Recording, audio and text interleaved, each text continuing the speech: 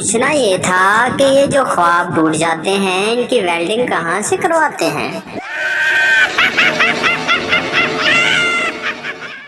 वो जी पूछना तो नहीं चाहिए लेकिन फिर भी पूछ लेता हूँ, उर्दू को इंग्लिश में क्या कहते हैं।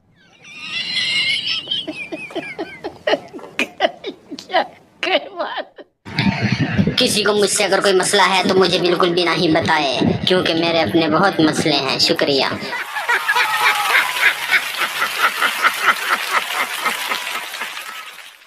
ईमेल जितनी मर्जी तरक्की कर ले, खबर पहुंचाने का तेज तरीन जरिया आज भी फीमेल ही है।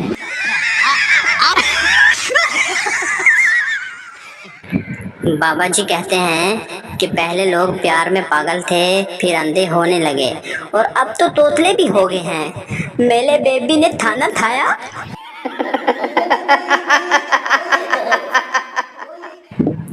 पप्पू, हम इस कमरे में नहीं रहेगा। पैसा इतना दिया और कमरा इतना छोटा। आदमी ओ की औलाद, अंदर तो चल, ये तो लिफ्ट है।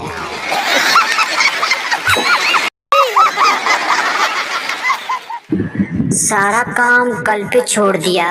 अब समझ नहीं आ रही कि क्या आज मैं क्या करूं।